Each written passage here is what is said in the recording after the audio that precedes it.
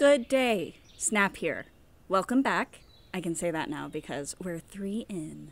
So here it is, the video about how we do our writing process. Start the background me drawing a thing time lapse. I just want to say thanks for all the really nice comments. I'm glad you liked the staging video. It's fun to share all that interesting camera stuff. You've made me feel really welcome as a new content creator, and I think I'll keep making this kind of stuff as long as I have things to show about production. I'm not really doing this for more of a reason than I just enjoy it, and OSnap is keeping my editing skills sharp and helping my speaking skills too. Okay, we get a lot of questions about this, and the patrons have voiced a lot of interest in it too. This is the behind-the-scenes exclusive you've all been waiting for. Keep in mind, I will be talking about the first episode, which contains mentions of gore, and I'm also getting better at speaking normally in these videos, and I tend to curse a bit when I talk in real life. I'll try to keep it to a dull roar, but be advised. Here we go. So, let's start with some history of StarCat Studio. I'll go ahead and explain our whole origin story from 2007 until now. The StarClan Battles roleplay started in August of 2007 within a DeviantArt club known as StarClan Cats. Now, StarClan Cats Club. It's still there. We had a forum attachment where all the roleplay took place. I had just graduated from high school. I had a hell of a lot of free time to devote to roleplaying. I had never roleplayed with strangers on the internet before, so I was a bit of a late bloomer on that end. But I liked those Fight Cat books, so I figured it would be fun to hang out with other people that did too. The very first post was made by a user known as Moonclaw. She didn't stick around long. I wrote the second post. Dawn Mist sat alone, staring across the golden waves of the sunset-lit lake. It would be soon now. The ThunderClan leader would appoint a new deputy. The old deputy, Brackenfoot, had died after a long bout with green cough. It had been very prominent in the particularly cold Leaf Bear. Dawn Mist knew that she was a liable candidate for deputy. She had all the leadership qualities. Whoever was chosen would soon become the clan leader. Elmstar was down to his last few lives, maybe even his last one. He was very old. He had always been leader, as far back as Dawn Mist could remember. Of course, she was still a young warrior, but skilled enough to have had an apprentice. Elmstar was the oldest of all the leaders, maybe even of all the cats at the lake. Dawn Mist was rather ambitious, but she didn't let her hunger for power get out of hand. She only wanted to do what was best for the clan, even if it didn't include her as leader. She had heard tales of Tiger Star and his dark ambitions, and so she promised herself she would never lose her mind like he did. She felt almost traitorous when she thought about Tiger Star, because she actually admired him a little. Not what he became, but as he was before power clouded his judgment. At least that's what she told herself. As the sun sank further under the horizon, the Flame Point warrior decided to leave her lakeside post and return to camp. This was the night of the gathering on the island. ThunderClan had not much news of consequence, but it would be interesting to hear what other clans were up to. Hawkstar always had something fascinating to share. Dawn Mist's bright blue eyes caught sight of a small movement, almost as fast as her nose picked up the scent of mouse, and her ears heard a tiny rustling. She went down into a crouch and pounced on the tiny body without hesitation, killing it instantly. As she stepped through the entrance, she saw that the clearing that was ThunderClan camp was teeming with activity. She dropped her mouse into the fresh kill pile and sat down to wash her face. "I'll expect you'll be coming to the gathering," a raspy voice sounded behind her. Elmstar could still be silent when he wanted to. "Of course, if that's your wish, Elmstar," Dawn Mist answered. He nodded and limped off to join the group of warriors ready to leave. "Shall we?" he said. Dawn Mist followed her leader and the group of cats out of camp. Who knew what news the gathering would bring? The posts on the StarClan Battles forum started out more story-driven, more descriptive, and more in-depth than a lot of roleplay I've seen since then. I don't know why that is. It's just the roleplay style that stuck, and we were all on board with it. It wasn't one of those one sentence at a time, interactive in the moment type role plays. We wrote these longer character posts that described what the character was thinking and why. We even took chances on playing each other's characters in our own posts, and it ended up coming off more as a collaborative writing project than a role play. I had learned to role play this way by watching my older sibling, and Tennille and the others took to it too. Tennille said he was pretty brand new to the internet at this point too, so we both just assumed this was how you role play on the internet. The story developed with a main threat in mind, but the character interactions and backstories were not planned. They just happened. We knew the bearer was going to be attacking the clans, but after that it was all played out organically. It being a Warriors RP though, we needed to add more characters in our clans so that we'd actually have interactions, as we were all from separate clans. So eventually we each had a whole cast of characters that we played alongside our main. And Tennille was the only guy in Wind Clan for ages. Golden Pelt actually started out as his annoying background character that challenged Spotted Shadow about her relationship with Wildfur. And that's all he really was at first. I think at the beginning her main antagonist was supposed to be Forest Leaf, more so than Goldie. Gathering tonight, thought Spotted Shadow, as she laid about batting foxtail weeds with her free time. As she batted, she couldn't help but feel like something was wrong. But that's silly, she thought again, batting at more foxtails as she rolled onto her back. StarClan promised peace. But then again, how long ago was that? 3 moons? 4 moons ago? And Spotted Shadow knew that peace never lasted long for her and her friends around the lake. Something was always going bad, she knew. Even if StarClan swore peace, that didn't mean that there'd be no problems. She batted and rolled more as her thoughts continued to drift around. Spotted Shadow, where did you go? She heard Peachpaw call, her apprentice. How much had she learned? Not enough, she thought. She slightly got up and creeped up on her apprentice, ready to spring on her, when she heard the rustle behind her and turned in time to see Nightpool leaping on top of her. She turned in time and sent them rolling out to where Peachpaw was standing, and eventually smushed by 2 friends rolling around wildly. After the smushing, though, they jumped apart to see Peachpaw standing and shaking herself. And I thought you were the mentor, she said jokingly. They all laughed. Come on, race you back to camp, Spotted Shadow said. She charged down the plains toward camp. So the original role players in 2007 were Moonclaw, who didn't stick around further than the first few pages, Hawkstar, who was the original owner and leader of the DeviantArt Club, Spotted Shadow, who, as you may know, was Tennille, Dawnmist, later named Dawn Frost, was me, and Wolfthorn, who was also me. Don't look into it much.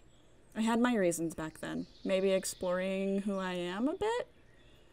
I think I liked being able to have a character that was closer to my real-life personality than Dawn Frost was at the time. Wolfthorn, being a separate account, also allowed me to be sarcastic and cliquey with the other River Clan players. A few role players thought I was male because of this too, which I found very interesting, the way they treated me as opposed to the way they treated Dawn Frost.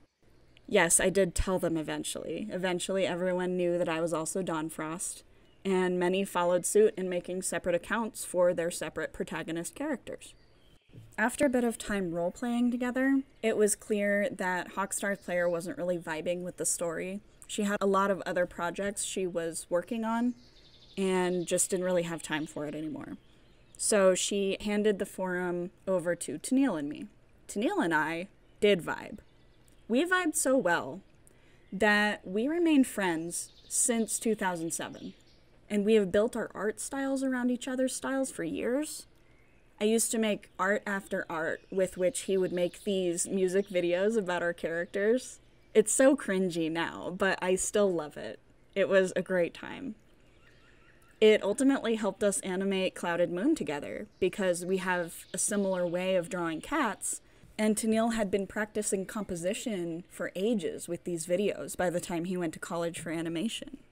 A bit later on, but in the same year, we gained a few more players, Mosspaw and Swiftmask, who stayed until the finish of StarClan battles, now known as Clouded Moon, and well into the second story, Black Sun. That brings us to the time lapse in the background. There's a sort of tradition between the old RiverClan roleplayers to draw our characters together. It's a piece called RiverClan's Finest, and it started with Ko, who was Swiftmask's roleplayer, and it's been going on for years now. Here's a couple of the old ones from Kiki and myself, and then here are some more recent ones from Kiki and Tennille. Originally, it was Moss, Swiftmask, and Wolfthorn, the player characters. But later, when the characters kind of came into their own, we added Gray. I've made a few of these over the years, and we are keeping with the old tradition by starting a new tradition, because of our change from the warrior cat's name, Riverland's Finest. After that, other role players came and went in more brief stints of working on the stories, while the club was still very public. After a while, Tennille and I started to get more protective over the story, and we wanted a bit more continuity. Not everyone can be a main character all the time, and none of the new people stayed long enough to be a main character. So it led to a lot of main characters dropping off the face of the earth and kind of wrecking the flow of the story. Then entered Water in 2011. Water had been a longtime fan and had messaged me about joining the RP. Once she was in, she sort of demanded continuity, helping us make cohesive allegiance pages and inspiring us to work on family trees. We had a basic idea of these things, and Tennille was the only person in WindClan for so long, it was pretty easy for him to keep his family tree together. But yeah, Water coming in was where the organization of characters and family trees truly began. At this point, I was sort of running the characters in Marsh, Oak, and River, and I was able to hand over Marsh to Water as we finished up Black Sun. We made tons and tons of art over the years. I keep all of mine on DeviantArt so anyone can look back through it. Just pages and pages of art devoted to this cat story we were writing. I'll link the DeviantArt Club down below in the description, so you can go snooping around if you want. I think Tennille has quite a bit of old art still up on his too, so there will be a bit of spoiler content for the old story, but it should be relatively spoiler-free for new Clouded Moon. So much has changed. So after a few years, the writing of Clouded Moon as a cohesive story began with these sets of comic pages. We decided it would be neat to revisit our finished StarClan Battles story from the forum. Years later, we were still in love with StarClan Battles and wanted to refine it.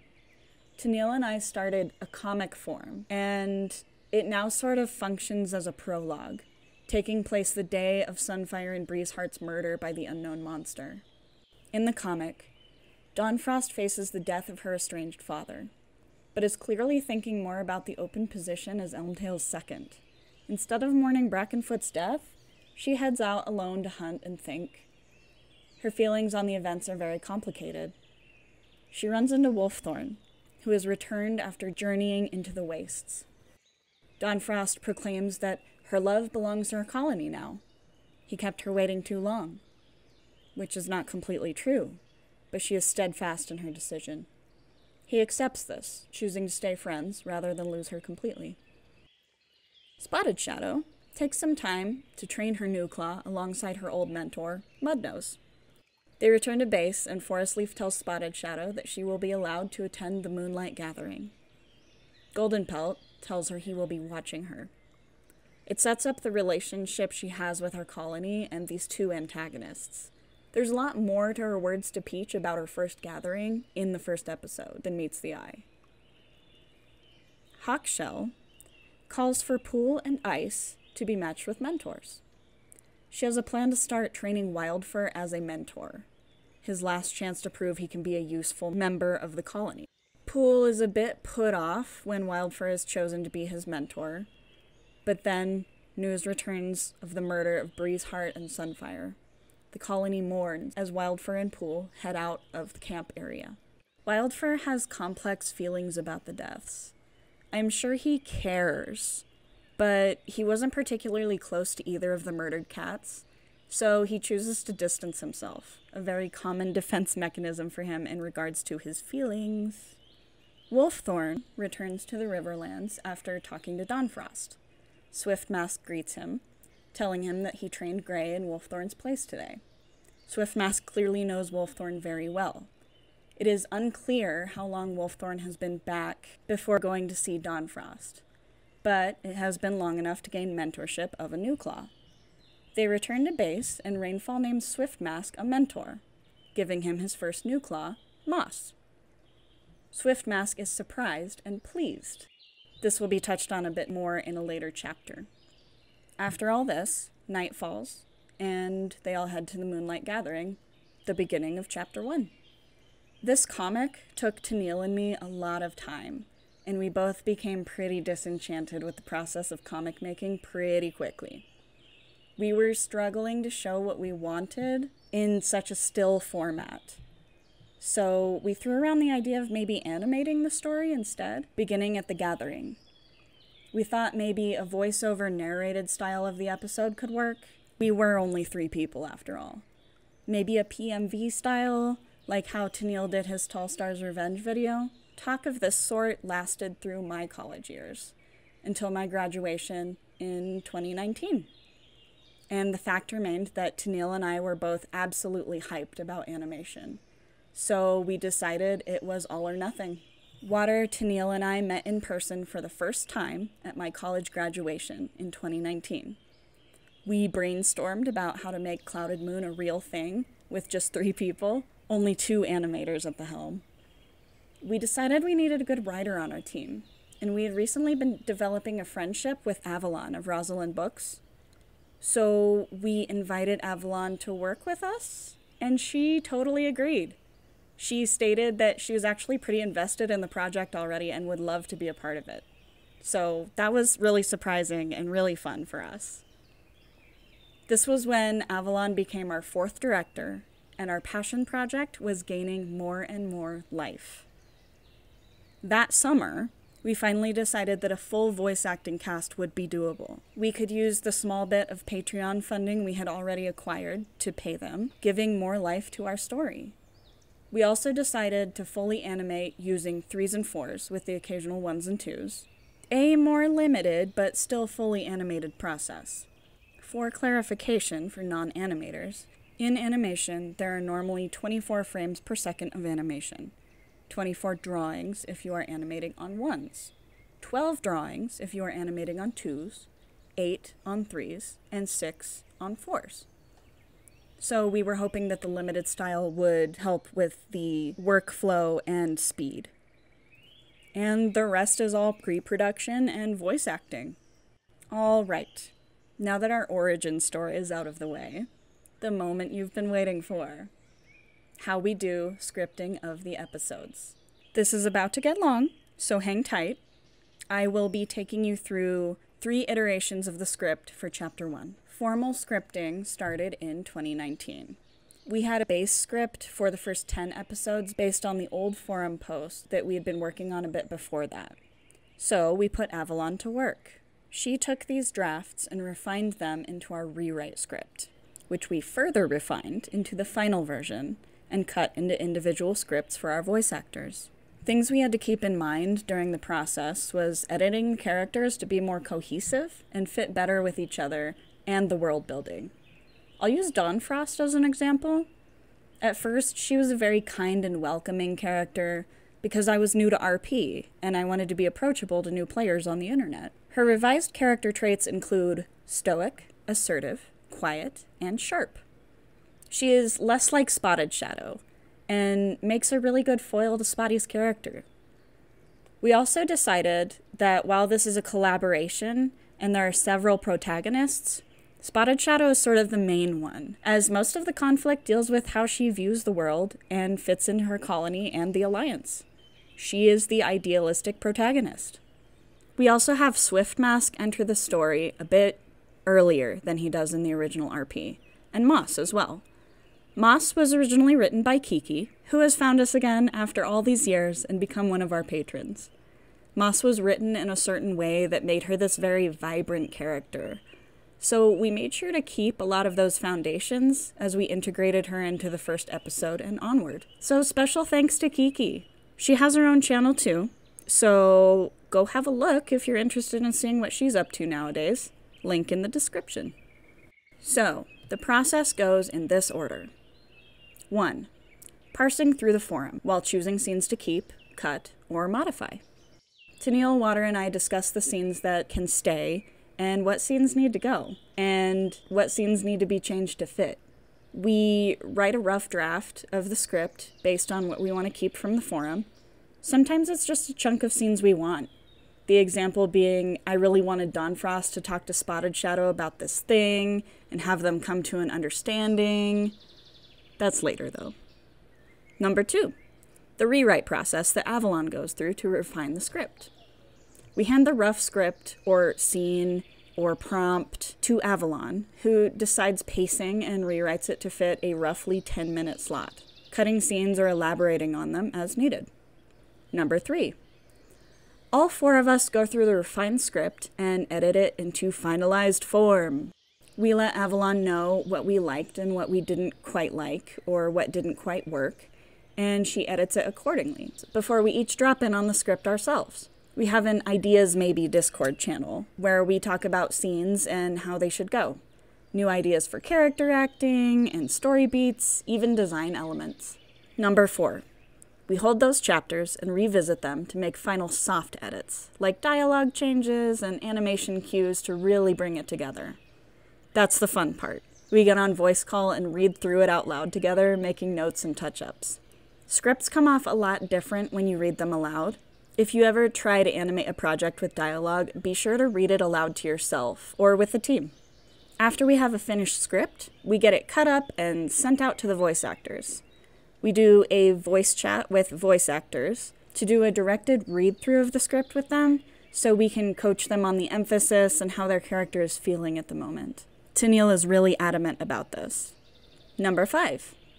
Well, this is really more like 4.5. Avalon takes the final script and writes the novelization of the chapter, which will be slightly different from the animation adaptation due to character perspective and writing flow.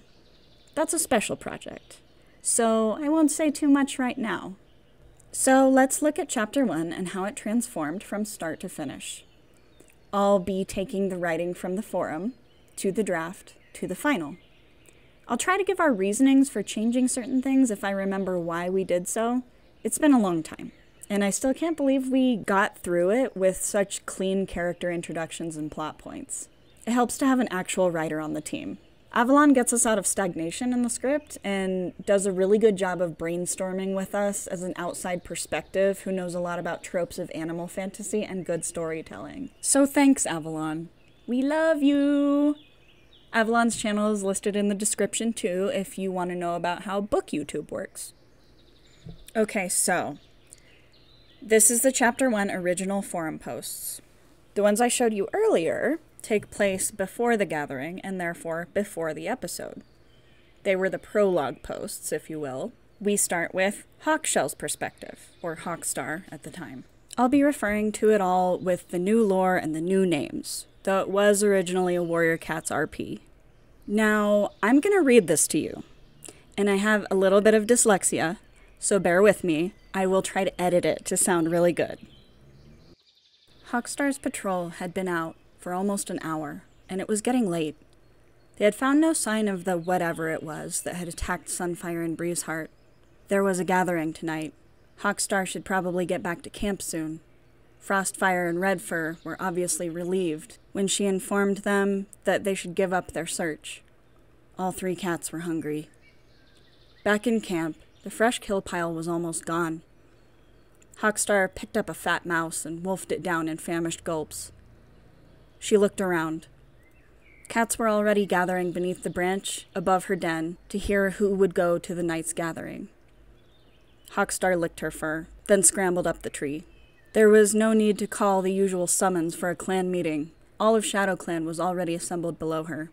Every cat stared expectantly at her. Redfur, you and Frostfire will come to the gathering. Blueflower, Tigerpaw, and Icepaw also. And you, Moonclaw.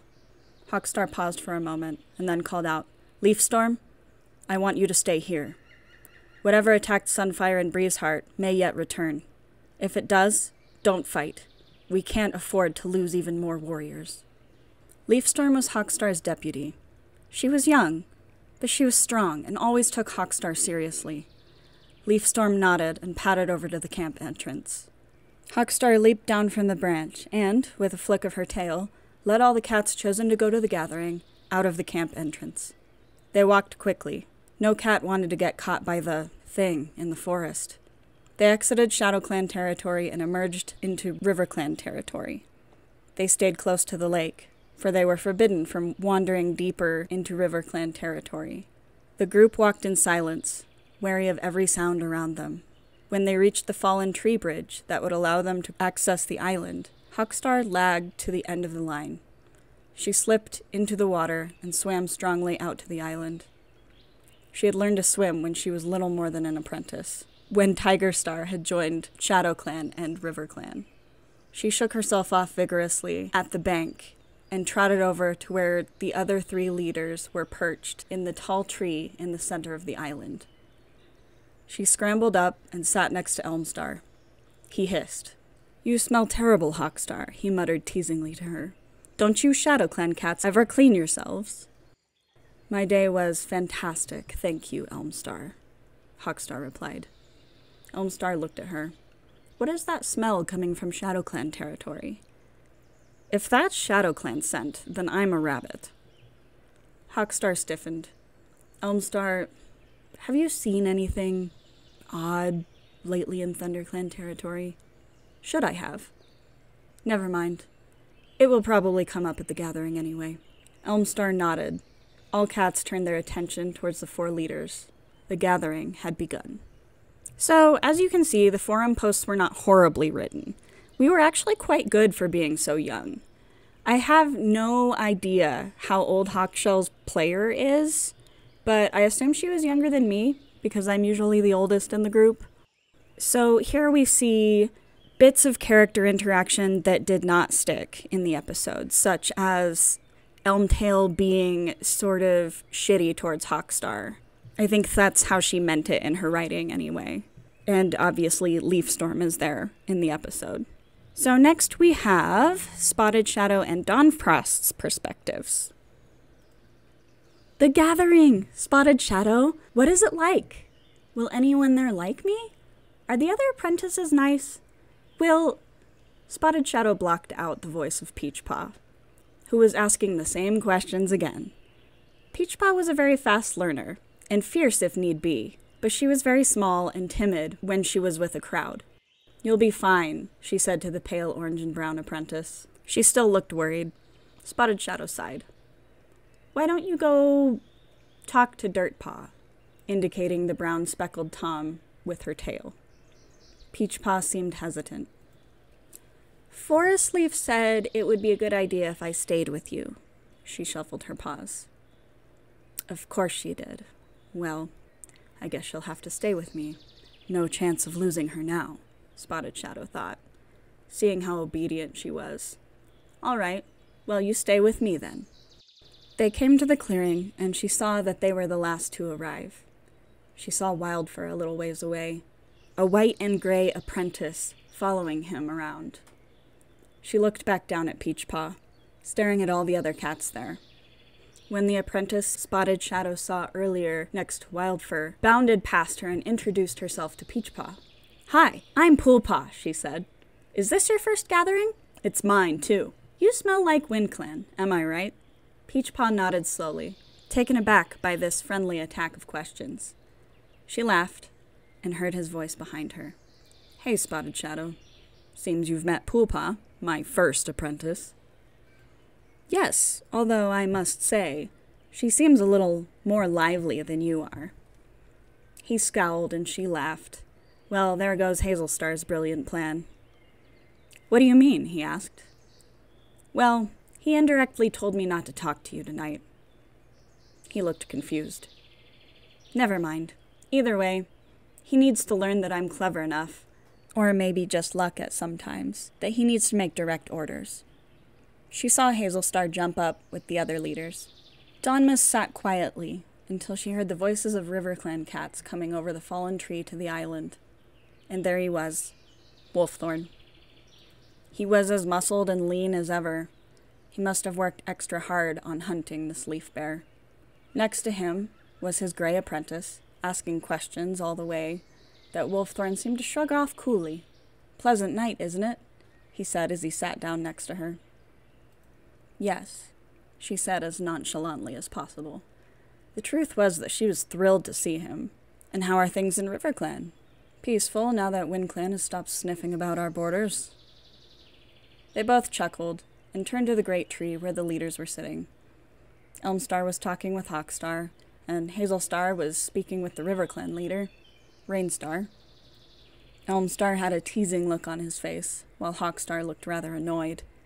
Greypaw, who seemed timid, was now talking with the other apprentices. Peachpaw, Dawnmist had overheard the WindClan apprentice's name, and some others who she didn't recognize. "Should I have?" Dawnmist could clearly hear her leader's voice. Hawkstar spoke more quietly. Rainstar yowled for the gathering to start. All cats were quiet now, even the new apprentices who, after a stern looking at by their mentors, managed to stop talking. "It is a cloudless night above in Silverpelt. Let the gathering begin." Rainstar's voice was cold and sharp as her frosty eyes. "Elmstar, would you care to start?"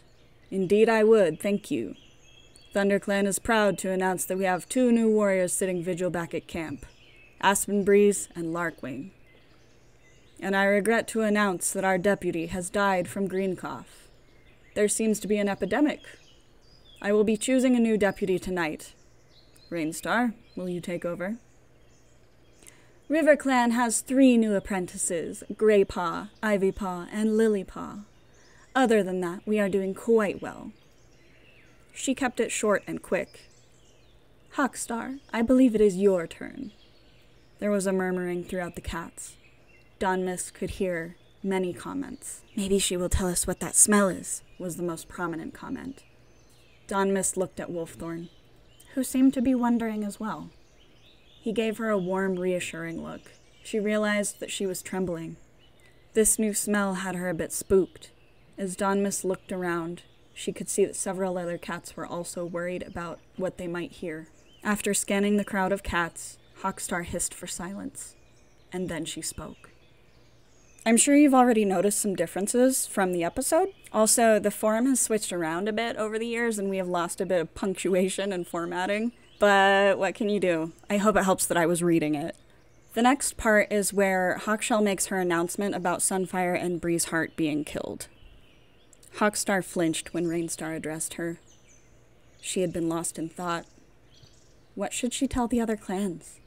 They needed to know of the threat, but if the other clans knew that 2 warriors had been killed, they might think Shadow Clan was weak and try to steal their territory.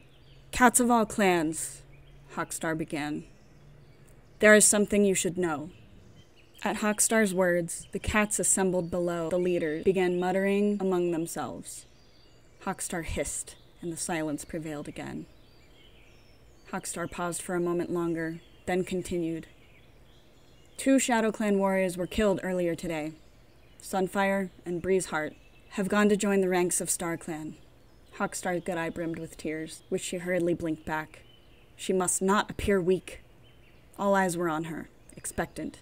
"We don't know what killed them. There's something loose in Shadow Clan territory, something large. Something much larger than anything we have ever dealt with." "It's probably a badger," some cat muttered below Hawkstar. "Shadow Clan probably couldn't kill a lame badger if it had laid down beneath their paws." Hawkstar yowled angrily. "Silence! It is not a badger. Can badgers tear apart and maul a warrior until he can barely be recognized by his own mother?"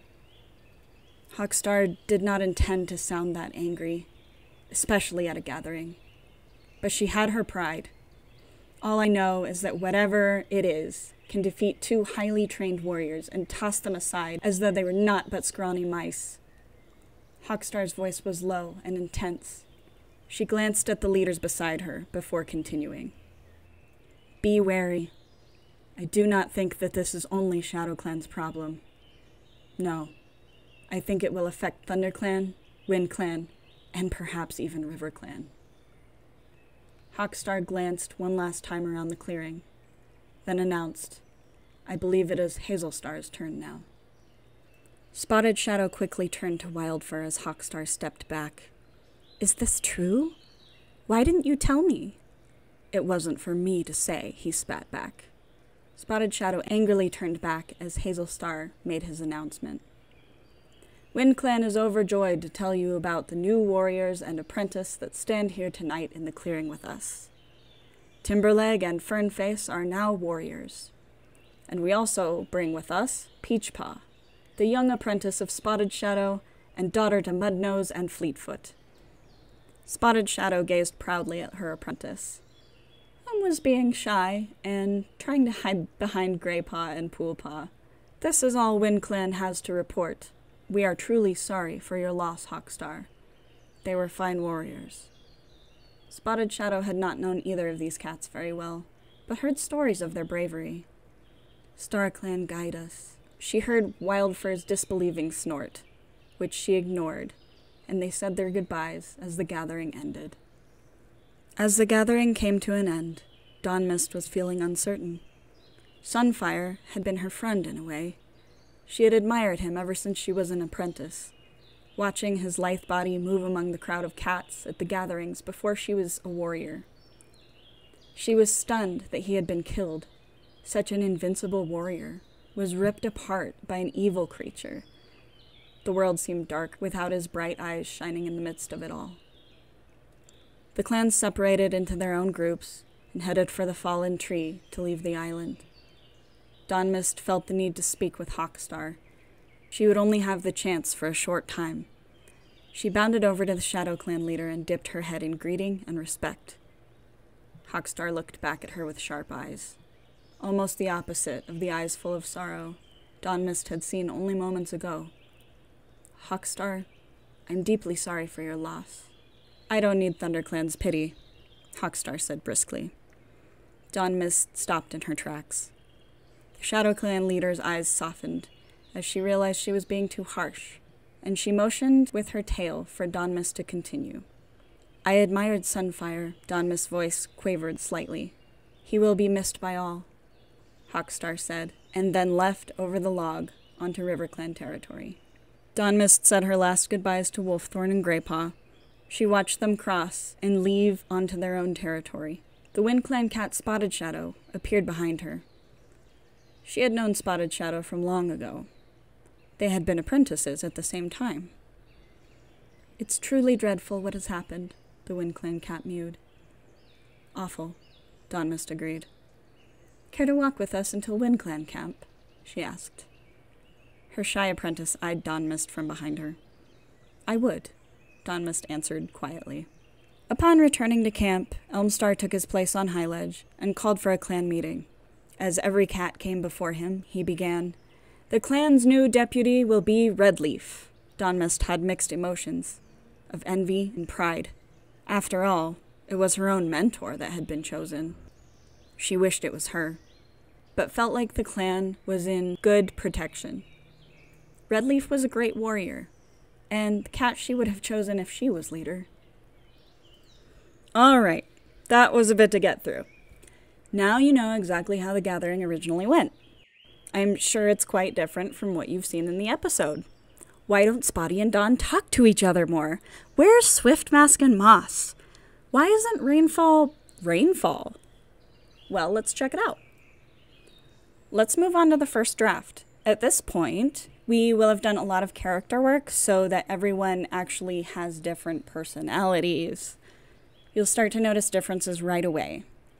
Episode 1 is done from Spotted Shadow's perspective. WindClan walking in a group to the island. Spotted Shadow and Peachpaw walk among the other warriors, and Peachpaw is bouncing. Now stay close to me, Peachpaw. The gathering can be a bit overwhelming your first time. Okay, I'm so excited, Spotted Shadow. What was your first gathering like? It was great. I met so many of my closest friends that night. Really? This is going to be great. Don't forget, Peachpaw, gatherings aren't just about making friends.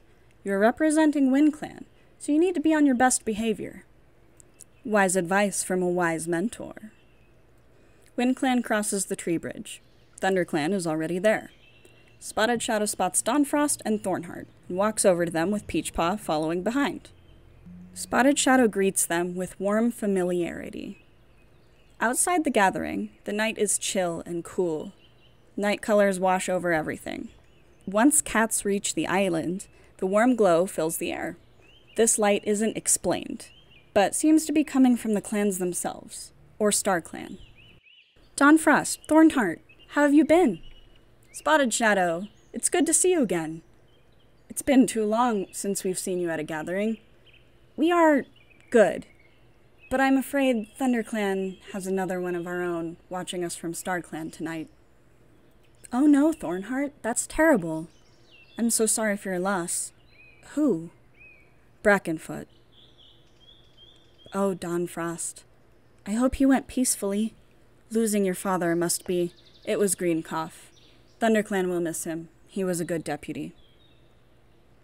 Who's this, Spotted Shadow? Did Hazelstar give you another apprentice? He did! Peachpaw's been my apprentice for a few moons now. But, as you've probably guessed, Hazelstar and Forest Leaf haven't let me go to gatherings for some time. It's just a shame that Peachpaw had to be punished because of me. How are your apprentices? They both became warriors today. We're both so proud of Larkwing and Aspenbreeze. They will be strong warriors of ThunderClan. RiverClan joins the gathering. Wolfthorn and Swiftmask walk over, apprentices close behind. The cats all greet each other. Dawnfrost and Wolfthorn share an awkward glance, but then act natural. Is that Wolfthorn? Wolfthorn, how long have you been back in RiverClan? I was afraid you left for good. Long enough. Rainstar is gracious enough to let me come back, it seems. I think she gave me an apprentice, in hopes of keeping me here this time. Not sure why she gave this mousebrain an apprentice, though. Oh, thanks. You've both gotten apprentices? Yeah, awesome, right? This is Greypaw and Mosspaw. Come on, Mosspaw, introduce yourself. Gatherings are a good opportunity for you to learn what ThunderClan cats smell like, after all, since we don't share a border with them. Several shots of the group talking and apprentices getting to know each other. ShadowClan is the last to arrive. Spotted Shadow scans the crowd of ShadowClan cats hopefully. Wildfur is the last to step onto the island with Poolpaw. The two meet eyes and smile. It's good to see you, Wildfur. You're finally back. I thought those Foxhearts were going to keep you away forever. You've gotten an apprentice too, Wildfur. That's fantastic. Hawkstar's never given you an apprentice before. You're a ShadowClan cat? What's your name? I'm Peachpaw from WindClan. How come you're so small? Shouldn't ShadowClan cats be big and scary? My name's Poolpaw. I just became an apprentice today. So did I, but I don't look like a scared little mouse. Mosspaw. Sorry. It's true, though. So, differences. We have a more hands-on Spotty here. Instead of Peach being sent to stay with her and Spotty lamenting being unable to lose her, we see a diligent mentor doing her best to teach her Newclaw. But she still hopes to see her friends, especially Wildfur. With this slight change, we are showing that Spotty is unapologetically herself, friendly to a fault, no matter what her colony thinks of her. In the forum posts, Spotty and Dawn didn't interact as much because Tennille and I had just met and didn't know our characters would be close friends yet. So in the script draft, we made sure to show that these two have been friends for a long time. Thornheart and Dawnfrost missed Spotted Shadow and greeted her with excitement. Dawnfrost explains what is going on in her colony and asks Spotty about her Newclaw. Enter Wolfthorn and Swiftmask. As I already said, Swiftmask came into the RP later, so we had to add him to the beginning of the rewrite so we could properly introduce him. Moss, too. We see Gray here as well, but his personality has changed to be quiet and easygoing, rather than this energetic boy he was originally. Next, we get to see Wildfur and Pool. Pool has changed from another cookie-cutter energetic apprentice to a 90s emo kid Newclaw. You'll also notice that in the forum, he was referred to as she, but it was unclear whether he was supposed to be male or female. He was just a generic apprentice. So adding Moss in here, we made sure to keep her smartass demeanor and make her poke fun at Pool so we could really let their personalities come through and clash about in all different ways. So a lot was added from the source material, and we had to think about how to show all of this with animation. We went through several brainstorm processes to decide on the character dynamics and how each of them fits into this strange ragtag group of friends. Next, we have the captain scene. Let's have a look. The camera switches to focus on Hawkstar jumping up to the leader's tree. You smell terrible, Hawkstar. Don't you Shadow Clan cats ever clean yourselves? My day was eventful, thank you, Elmstar. His joking demeanor fades into guarded concern. Our patrols picked up an odd scent on your border. Is it something to do with that? Have you seen anything odd? Should I have? Hazelstar listens into their conversation with wary eyes. Rainstar is also eavesdropping, but with a scowl. Let the gathering begin. Beauty before age, of course. River Clan prospers this new leaf. We have 4 new apprentices. Lilypaw, Greypaw, Mosspaw, and Ivypaw. Don't look so pleased with yourself, Rainstar. New Leaf brings blessings to all of us, not just River Clan. Wind Clan also has news. Clayfur and Thrushspots have completed their training and are now full warriors of Wind Clan.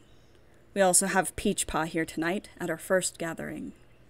Elmstar looks at Hawkstar, but the leader closes her eye and looks away, letting Elmstar go next. ThunderClan is blessed with 2 new warriors sitting vigil at camp tonight. Larkwing and Aspenbreeze have trained with the best to become ThunderClan warriors. But we have also suffered a loss today. Our deputy, Brackenfoot, has passed to a sudden case of green cough. That is why I've chosen Redleaf to become my next deputy.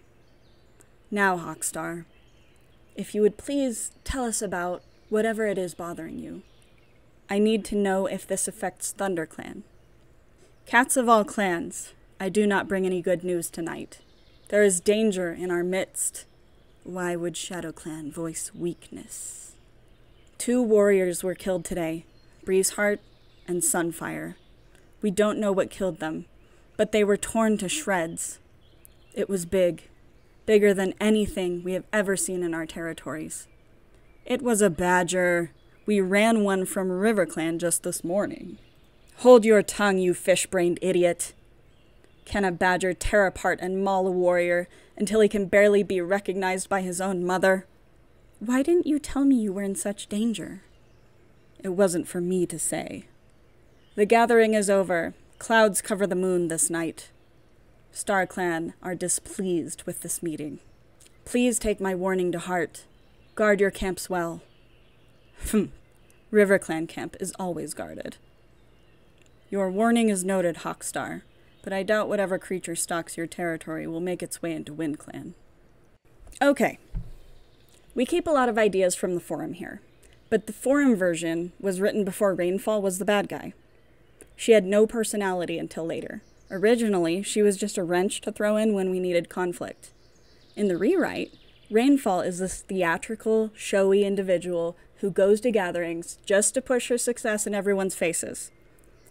Iceclaw was Wolfthorn's main antagonist in this part of the story before. So we have him say some mean things like he did in the forum posts and move on from there. Also in the forum posts, Elmtail hasn't named a second yet. Redleaf becomes his second later on. But we decided to make that announcement here because it was a point of conflict for Dawnfrost. Then we have Hawkshell's announcement, which shakes everyone up. So let's look at the protagonist reactions. I can't believe Sunfire is dead. He was a great warrior. Hawkstar must be devastated. Wildfur, please be careful. It'll be all right. ShadowClan might be mouse-brained sometimes, but Hawkstar is taking this threat seriously. You shouldn't speak of your clan like that, Wildfur. especially not in front of your apprentice. Come on, Mosspaw, let's go. Rainstar is leading RiverClan back home. I guess that means we're leaving too, Greypaw. I'll, see you around. I want to try to catch Hawkstar before she leaves. I knew Sunfire quite well. We should probably go. Golden Pelt will tell Forest Leaf if we spend time alone together. That piece of fox dung is the one who made it so you couldn't come to the gathering, isn't he? I swear I'll... Just swear that you'll stay safe. I can deal with my own problems. I will. See you at the next gathering. This was too short a reunion. End the gathering. Spotty nods to Dawn. Everyone goes home. There's a bit more dialogue than we ended up going with in the end. We were still in writing mode and not animation mode. The ending is abrupt, like in the forum. There is no resolution or lead up to how the characters handle this news. We will go back through this in the final editing process with the idea show, don't tell in mind. We took a bare bones idea and beefed it up, so now we have to trim it back down. This is the finalized script of the episode you all know and love today. Of course, this is edited for the new lore though. Field Colony walks in a group to the Gathering Island. Spotted Shadow and Peach walk among their colony, Peach bouncing on her paws. Stone walks close to her, with Timberleg not far away. Of the silhouetted cats around them, Timberleg and Stone are the clearest to see. Stay close to me, Peach. Your first moonlight gathering can be a bit overwhelming. I can't help it, Spotted Shadow. I'm so excited. What was your first gathering like? It was great. I met many of my closest friends that night. Really? Don't forget that gatherings aren't just about making friends. You are representing Field Colony, so you'll need to be on your best behavior. Beside Timberleg, Stone straightens his posture, taking his mentor's words to heart. Wise advice from a wise mentor. Timberleg looks to Spotted Shadow to offer an apologetic look, but Spotted Shadow has looked away at the second's mistrustful words. Cut to the Gathering Island, and shots of various groups of cats talking as Field Colony crosses the tree bridge. Spotted Shadow spots Dawnfrost and Thornheart and walks over to them, with Peach following behind her. Dawnfrost, Thornheart, how have you been? It's been too long, Spotted Shadow. We are... good. Who's this Spotted Shadow? Did Hazelfur make you a mentor already? He did. Peach has been my new claw for a few months now. I would have told you sooner, but Hazelfur and Forest Leaf have been keeping me from gatherings lately. How are your new claws? They both became rangers today, Larkwing and Aspenbreeze. We're so proud of them. They will be strong rangers of the Oaklands. With you as mentors, what else could they be? A bit of dialogue was cut here. We decided that while Dawnfrost and Spotted Shadow are very good friends, Dawn is kind of trying to distance herself so that she will look better to her colony. So instead of having her explain the situation to Spotted Shadow, she treats her more curtly and quickly changes the subject from how Oak Colony has been doing to Spotty's new claw. This would be seen as more acceptable talk between cats from different colonies. This is all mostly done with visuals in the episode, the slight shake of her head to warn Thornheart not to share too much information. That part was not even in the script. It's not even in the animation roughs. It just felt right while I was doing the cleanup on the shot. There are a few shots like that. The three cats smile warmly at each other, almost not noticing when Wolfthorn and Swiftmask approach. Dawnfrost and Wolfthorn share an awkward glance, but try to hide it by looking anywhere else. Is that Wolfthorn? How long have you been back in the Riverlands? Long enough. I think Rainfall gave me a new claw in hopes that it would keep me here this time. Not sure why she made this loser a mentor, though. Oh, thanks. You've both got new claws. Yeah. This is Gray and Moss. Come on, Moss, introduce yourself. More cut dialogue. We talked a lot about showing personalities with just visuals, because Wolfthorn is a Tom of few words. He is very guarded in public places. Swiftmask is more chipper, in contrast to Wolfthorn. Moss is our ADHD character, so we have her looking around and taking in all the stimuli from this new experience, and she's just completely caught off guard when her name is called. You can see a few more animation notes we have in here, as opposed to the previous versions of the script. And there are quite a few more in the next few shots. Marsh Colony arrives at the gathering, and Spotted Shadow turns her attention away from her new claw to look hopefully over the crowd. Wildfur is the last to step onto the island, with Pool close to him. He and Spotted Shadow meet eyes and smile warmly, him making a straight line for her. "It's good to see you, Wildfur. You're finally back. I thought those scavengers were going to keep you away forever." "You're going to become a mentor too, Wildfur? That's fantastic. Hawkshell's never given you mentorship of a new claw before." "What's your name?" "I'm Peach from Field Colony." "My name's Pool. How come you're so small? Shouldn't marshlanders be big and scary?" "I just became a new claw today."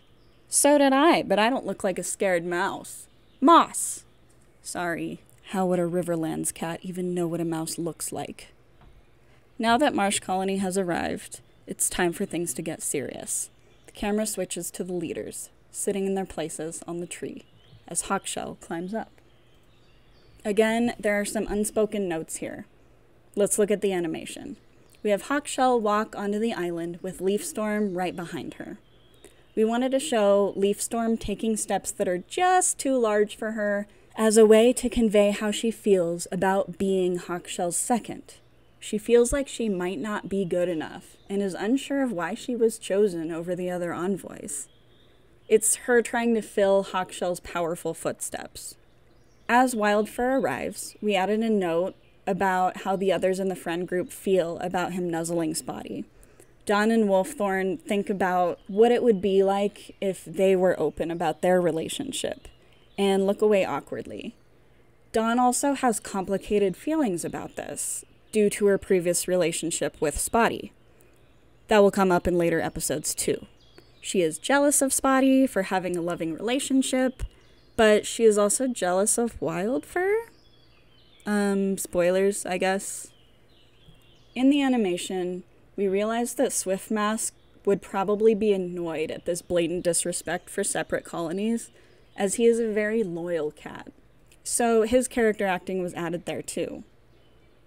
When we go through the script together as a team, we think a lot about who is present in the scene and what they are doing so we can animate it. There is a whole set of cohesive background wall lines between the groups of background cats that you can just barely hear in the episode, but we know it's there. All the gossip and pleasantries and character relationships in the background. Delicious! The addition of some dialogue for Moss really sells her character. She is just really straight up about what she thinks of Pool, but doesn't realize she's being rude until she's scolded for it. The laugh and the character acting was purely organic from the voice actor, who you may know as Water, and it was really fun to animate. The dialogue becomes more quippy in this final version, and brings the whole scene together. "You look terrible, Hawkshell. Don't you marshlanders ever groom yourselves?" "My day was eventful. If we may begin, I'd like to get home quickly." "Our patrols picked up an odd scent on your border. Is it something to do with that?" "Yes, let's begin the gathering. Beauty before age, of course. Attention all cats under the Lake Territory Alliance. The Moonlight Gathering is starting. River Colony prospers this summer. How could it not? We have 4 new claws starting their training: Lily, Gray, Moss, and Ivy. Summer brings blessings to all of us, not just Riverlanders. Field Colony also has news. Clayfur and Thrushspots are here at their first gathering as rangers. We also have Peach here tonight at her first gathering. Oak Colony is blessed with 2 new rangers sitting vigil at the border tonight, Larkwing and Aspen Breeze. They have trained with the best to become rangers of the Oaklands. However, we have also suffered a loss today. Our second, Brackenfoot, has joined the Spirits Beyond due to a long-standing illness. I've chosen Redleaf to become my next second. Oh, Don Frost, I'm sorry. He was a good second. Oak Colony will miss him. Now, Hawkshell, if you would please tell us what is troubling you. Cats of the Alliance, I do not bring any good news tonight. There is danger in our midst. 2 rangers were killed today. Breezeheart and Sunfire. We do not know what killed them, but they were torn to shreds. I urge you, it was a badger. We ran one from the Riverlands just this morning. Hold your tongue, you prideful toad. Can a badger maul a ranger until his own mother can barely recognize him? Why didn't you tell me you were in such danger? It wasn't for me to say. The spirits beyond have covered the moon with clouds. That is a bad omen. This gathering is over. Please, I urge you all, make your way back to your homes quickly and guard them well. The River Colony base is always well guarded. Your warning is noted, Hawkshell, though I doubt whatever creature stalks your territory will make its way to the Fieldlands. You can see that most of the Captain's News dialogue was kept, showing how Hawkshell and Elmtail are old friends. Elm makes a joke, but clearly Hawkshell is in no mood for it. This is in contrast to the original forum posts where he seems a little more snarky about it. Rainfall makes her grandiose speech about the success of her colony, of course, and Hazelfur stacks up against her despite his small physical size. Elmtail shares his news. Brackenfoot's death is announced, and Spotted Shadow consoles Dawn about it because that's Dawn's dad.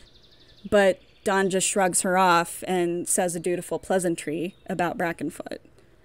We have Wolfthorn watching her closely, trying to understand what she's thinking, because they had just talked about it earlier that day.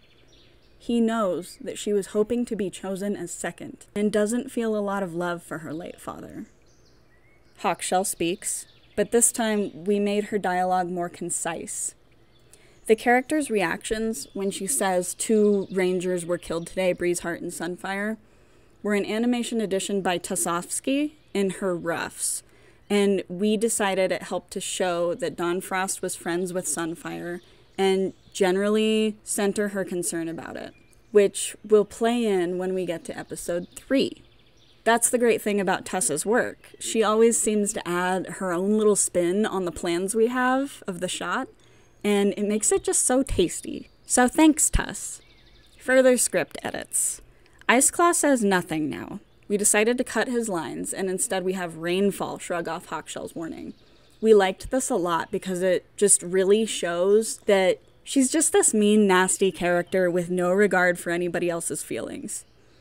Everyone knows that Sunfire is Hawkshell's son, and Hawk literally just mentioned that he was torn to shreds with visible winces of emotion. So we have Rainfall just be an absolute bitch to her. It adds a lot more tension to the conversation when Rainfall antagonizes her versus when Iceclaw was the one saying the mean things. We decided that Iceclaw is the type to let his sister speak and never step on her toes. 100% loyal to Rainfall, quiet and murderous. There's a little Easter egg in the crowd shot there that I did that shows Iceclaw smiling with this just nasty smile when everyone is gasping and horrified about the news that Sunfire was barely recognizable. This is a scary dude, and he relishes gore. His character went from being just kind of shitty in the forum to genuinely terrifying in the final version. He is an actual serial killer, and one of the reasons that we are rated PG-13. So onward to the final bit of the final script. I still can't believe Sunfire is dead. He was a great ranger. At least every cat is taking this seriously, so no one else will get hurt, right? Please be careful. It'll be all right. Hawkshell might be brash sometimes, but you shouldn't speak of your captain like that, Wildfur, especially not in front of your new claw. Come on, Moss. It's time to go home. I guess that means we're leaving too. I'll see you around. I want to give my condolences to Hawkshell before she leaves. I knew Sunfire quite well. Spotted Shadow and Wildfur are left alone with their new claws, who are more interested in each other than either of their mentors. For a moment, they seem at peace together, though Spotted Shadow is afraid for Wildfur's safety. Their muzzles seem to drift closer, of their own accord, until Spotted Shadow pulls back, looking over her shoulder. We better go. Golden Pelt will tell Forest Leaf if we linger too long. That no-good envoy scum is the one who made them ban you from gatherings, isn't he? I swear all. Just promise me you'll stay safe. I can deal with my own problems. I promise. I'll see you at the next gathering. This was too short a reunion. Pulling back, the silhouettes of the Alliance cat are visible leaving the island and parting ways. Camera cuts back in, mirroring the opening shot, with Spotted Shadow now leading Peach the opposite direction. So, what did you think of your first gathering, Peach? I think there aren't enough cute Marshlander new claws. Race you back to camp? You're on. The two of them running across the moor, passing by Forest Leaf, Hazelfur, Timberleg, and Golden Pelt. More dialogue changes here, too. So, Dawnfrost being a stoic character, we gave her previous line to Pool instead, because we wanted to show more with the new claws and how they are feeling. But also because Dawnfrost would just not start an emotional conversation like that in a public area. It also means we get more Peach. And honestly, who doesn't want more Peach, right? That little look that Peach gives Spotty, that was added in. We were almost finished with the episode. And we just wanted to show Peach being optimistic, but also looking to Spotted Shadow for guidance. Spotty is unsure, though, too, and can't offer any guidance. It was a last-minute shot that conveys so much about the situation. I can't even imagine the episode without it. So now we have an actual bit of falling action, too.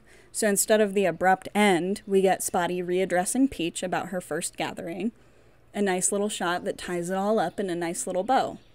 And we see Golden Pelt glaring after them, an echo to what he said in the comic pages.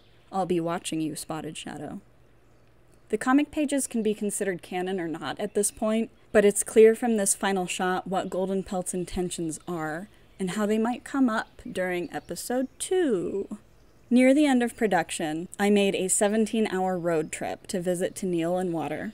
Mostly for visiting and having a good time. We went to the zoo and shit. But I did bring all of my work stuff with me, including my massive red computer, Red Queen, with my Cintiq and all my Toon Boom files. It was peak COVID times, so driving was safer to me, and we spent a lot of time working through the episode and finishing shots we needed rather than seeing the sights and going anywhere. It was crunch time, so it was very beneficial to have at least 3 out of 4 directors in the same room. Like a real studio! We watched the episode through quite a few times and made notes on what could be added to clarify certain things and add continuity. I animated a lot of these final shots based on visuals that Tennille had in mind, like the shot of Peach looking back at Spotty. Tennille knows his animation, and he just really came through at crunch time. I never know what the hell I'm trying to say or trying to do, so Tennille's animation direction was just crucial in these final parts. And Water? Damn. She, flew through the editing process like a champ and managed to get the whole episode edited and good to go. And then we had it out before the end of the year.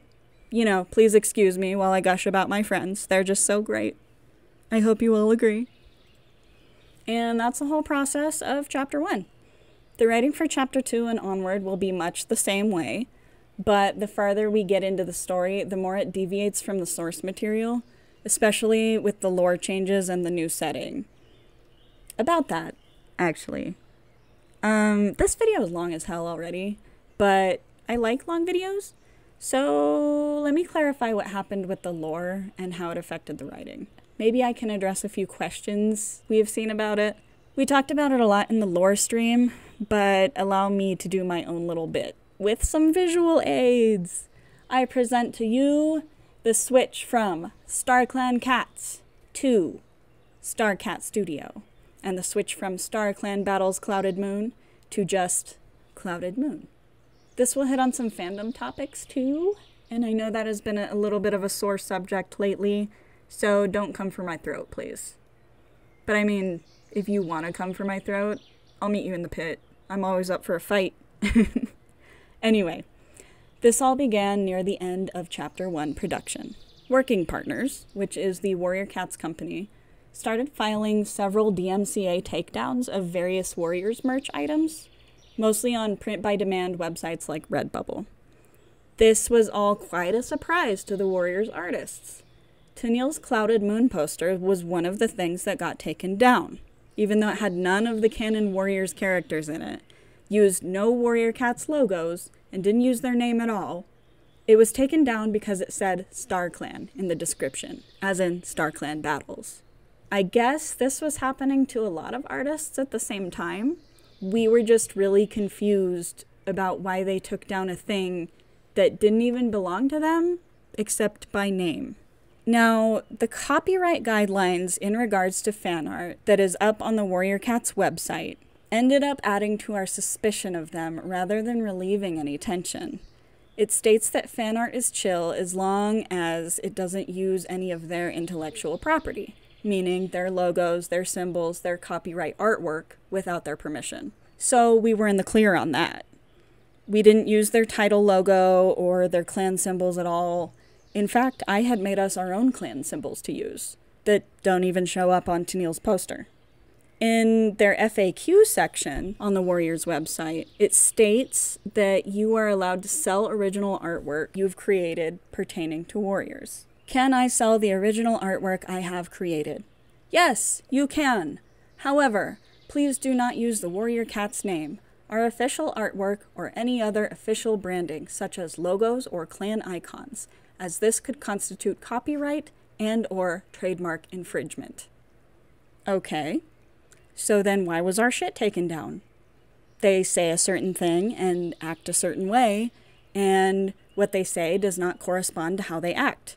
It says to contact them if you have an issue with something that was taken down. But we really didn't see the need to do this for a poster on Redbubble. We were really more concerned about our huge, ginormous animation project that we planned to post the first episode of at the end of 2020.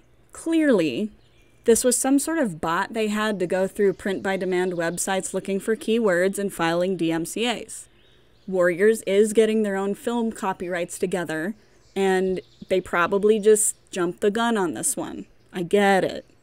But with film in mind, we were concerned that one day we would have to deal with them trying to take down Clouded Moon for the same reason.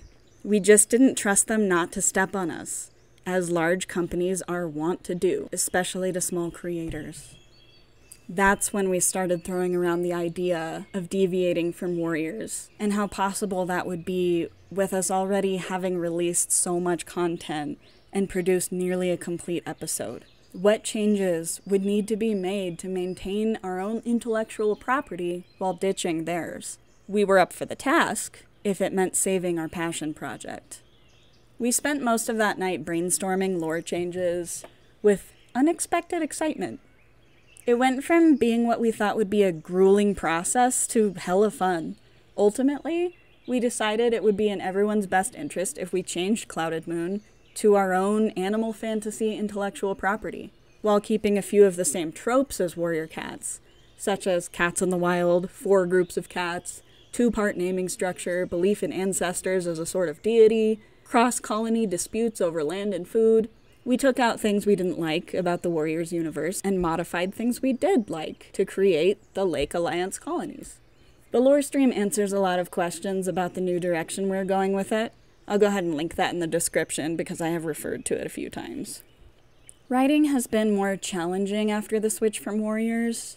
We had to come up with all new foundations for our story, but it has also been way more rewarding, and the story structure is a lot more solid. I feel more pride for my work on Clouded Moon now. I drifted away from Warriors as a story a long time ago, probably due to the way it's written, and I'm kind of glad to be able to put more distance between myself and what has become a very brash and often hurtful fandom. If I wasn't so ready to put Warriors behind me before, I really am now. I'm glad that being a part of Clouded Moon will no longer force me to stay around toxic fandom spaces.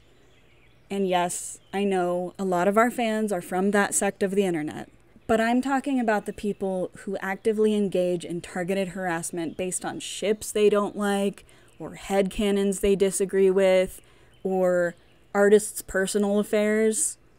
Of course, not all Warriors fans are like that. I'm digressing a bit here. I guess I'm meaning to say, I really just hope you like our story, even if it's not Warriors anymore. I'll go ahead and leave that topic behind for now.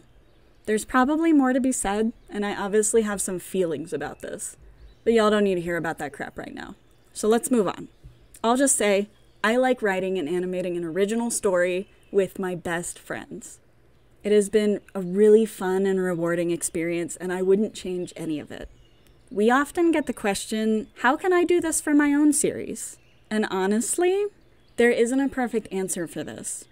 We have been lucky in our shared passion for this project, that we get along so well, and we have a complete story draft to work with. It's rare that friend groups of this sort stay together so long, or that they all continue to be interested in the old story they used to write on the internet in some obscure Warrior Cats forum. It's rarer yet that all of them have creative strengths that make up a well-balanced team, and none of us are bad at communicating our vision or collaboration. It's just lucky. All I can say is stay persistent, even if you're alone in your endeavor. Not everyone has a group of friends to form a studio with. Just keep making your thing. Keep gaining skills to put it into the medium you want, no matter how big. Just start. Don't worry about the quality yet. Just get it done. Write the whole thing. Draw the whole comic. Animate away. You can always edit it later and make changes that work for it. Your passion project can be ever-evolving, and you'll never know what it could be if you don't start. There are no perfect conditions to start your thing. You just have to find what works for you. The first version of Clouded Moon was not written very well at all, but we stuck with it for years until we had refined it to the point it is now.